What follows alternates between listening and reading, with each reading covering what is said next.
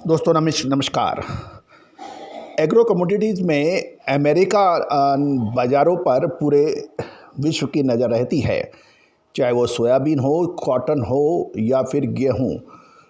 अमेरिकी बाज़ारों की उतार चढ़ाव के ऊपर ही पूरे विश्व की नज़र रहने से वहाँ के वायदा बाज़ारों को जानना बहुत आवश्यक हो जाता है। आज के इस एपिसोड में हम अमेरिकन बाज़ारों में सप्ताह के दौरान एग्रो कमोडिटीज़ में क्या हलचल रही उसकी साप्ताहिक समीक्षा आप तक प्रस्तुत कर रहे हैं।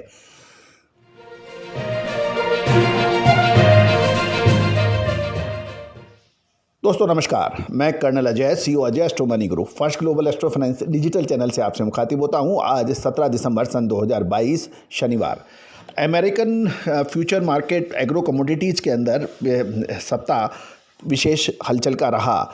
यदि हम शिकागो के सोयाबीन वायदे पर में कोई ख़ास बदलाव नहीं देखने को मिला और ये भी एक जानने वाली बात है कि ग्लोबल इकोनॉमी सुस्त पड़ने की वजह से काफ़ी चिंताएं नज़र आ रही है और ब्याज दरों में भी कीमतें बढ़ने से इसका असर पड़ रहा है। साप्ताहिक आधार पर सोयाबीन की वायदा मंदी की ओर बढ़ा। दोस्तों आपको याद होगा हमने पिछले वीकली न्यूज़लेटर का में भी इस ऑयल सीड्स में कमजोरी की संभावना जताई थी, जो कि सत्य साबित हुआ। जहाँ तक वीट का सवाल है, यानी गेहूं के वायदे में सुधार दर्ज किया गया और पिछले सप्ताह 2 महीने के निचले स्तर आ जाने के बाद कुछ बाइंग इंटरेस्ट बढ़ा और साप्ताहिक आधार पर गेहूं के वायदे में तेज़ी दर्ज हुई। शिकागो बोर्ड ऑफ ट्रेड का सबसे एक्टिव सोयाबीन वायदा 0.10% सुधरकर $14.75 प्रति बुशल पर पहुंच गया। गेहूं का वायदा भी इतना ही सुधरकर $7.57 प्रति स्तर पर पहुंचा।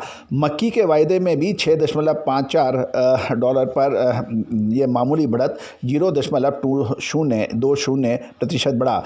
साप्ताहिक आधार पर हम देखें, सोयाबीन का वायदा करीबन आधी प्रतिशत मंदा हुआ और जबकि गेहूं वायदा 3% से कुछ अधिक की तेजी दर्ज हुई। मक्की वायदा 1.5% बढ़ गया और ग्लोबल स्लोडाउन के डर से एग्रीकल्चर बाजारों पर इसका असर देखने को अब मिल रहा है। अमेरिकी फेडरल रिजर्व का मानना है कि ब्याज दर लंबे समय तक ऊंचे स्तर पर बनी रह सकती है।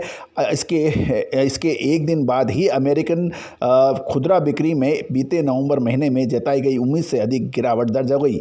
दूसरी ओर यदि हम पेरोल डाटा भी देखें तो वो भी तंग रहा और बैंक ऑफ इंग्लैंड ने भी इसी प्रकार अपने विचार व्यक्त किए हैं और ये कहा है कि ब्याज दरों में और वृद्धि हो सकती है। एक दिन पूर्व ही इससे पहले ब्याज दरें बढ़ाई थी। मांग मजबूत बने रहने के साथ साथ दक्षिण अमेरिका में भी फसलों को लेकर चिंताएं जताई जा रही है।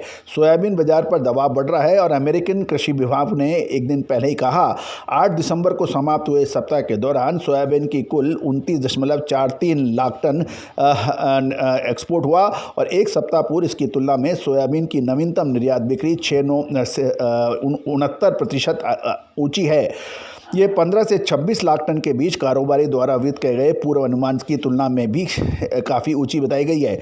दूसरी ओर ब्यूनस आयर्स ग्रेन एक्सचेंज ने कहा है कि अर्जेंटीना के प्रमुख एग्रीकल्चर प्रोड्यूसिंग एरिया में लंबे समय तक सूखे पड़ने के बाद हाल में ही कुछ बरसात से सोयाबीन की सफलतापूर्वक बिजाई की दृष्टि में ये काफ़ी नहीं माना जा सकता। उधर कुछ प्रमुख सलाहकार फ्रॉम स्ट्रेटेजी ग्रेन्स ने कहा कि साल 2022 का अनाज उत्पादन सूखे और लू से प्रभावित होने के बाद अगले वर्ष यूरोप में प्रमुख अनाज फसलों का उत्पादन बढ़ना चाहिए।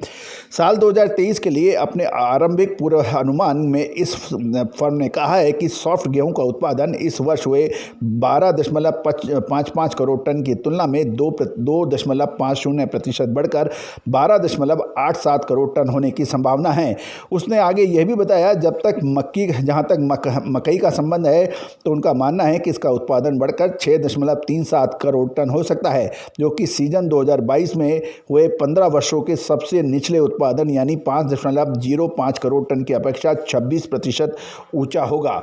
तो दोस्तों ये थी खबर अर्जेंटीना और यूरोप और अमेरिकन एग्रीकल्चर मार्केट की।